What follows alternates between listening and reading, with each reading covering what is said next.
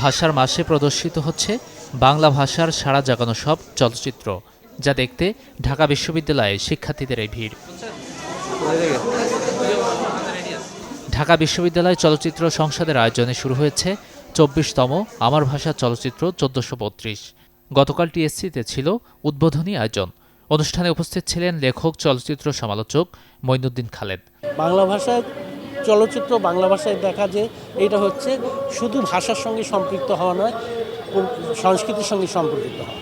আর যেহেতু বাংলা চলচ্চিত্রের এই ইতিহাস প্রায় ৭৫ বছর, তো সেইখানে ৭৫ বছর হয়ে গেছে, সেইখানে এই চলচ্চিত্র বিবর্তনটা কি, শুরুতে কেমন ছিল, তার যে একটা স্বর্ণযুগ আমরা বলি, বিশেষ করে ৬০-এর দশক যেটাকে আমরা বলি সাদা কালোর রঙিন পর্ব, তারপরে ৮০-এর দশক, ৯০-এর দশক, এটা কিন্তু বিকশিতই ছিল। মাঝে মাঝে এটা অনেক ধরনের বাধা বিপত্তির মুখে পড়েছে, চ্যালেঞ্জের মুখে পড়েছে। সঠিক মাত্রার কার্বন কম্বিনেশন বৃদ্ধি করে পাইপের ডাক্টিলিটি ও হেভি লোড নেয়ার ক্ষমতা। Falcon MS pipe. এই নিয়ে ২৪ বছর ধরে আমরা টানা এই আয়োজনটা করে আসছে এবং আমরা আশা করছি যে আগামীতেও মানে আমাদের যারা অনুজ তারা এই আয়োজনটা একইভাবে বা হয়তো আরও বড় পরিসরে তারা এটা কন্টিনিউ করবে। আপনার কি ধারণা হিন্দু মুসলমান যদি এক থাকতো সেটা ব্রিটিশরা মানত?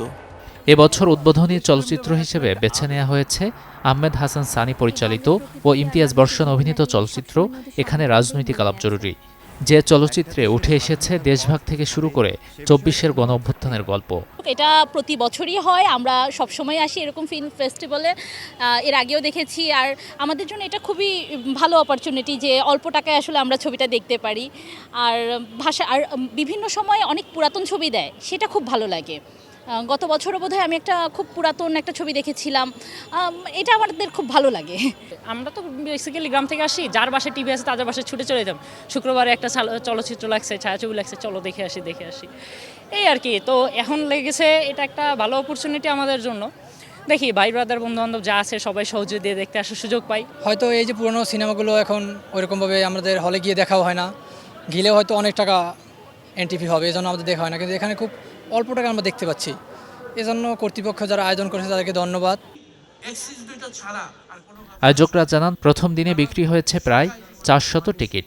৫ দিনে প্রদর্শিত হবে ২৩টি চলচ্চিত্র। আজ বুধবার প্রদর্শিত হচ্ছে সুনীল বন্দ্যোপাধ্যায়ের দেয়া নেয়া, আলমগীর কবিরের সূর্যকন্যা, শরাফ আহমেদের চক্কর ৩০২ এবং রায়হান রাফির তাণ্ডব। এবারের উৎসবে নতুন ও পুরনো মিলিয়ে মোট ১৯টি পূর্ণদৈর্ঘ্য এবং ৩টি স্বল্পদৈর্ঘ্য চলচ্চিত্র প্রদর্শিত হবে।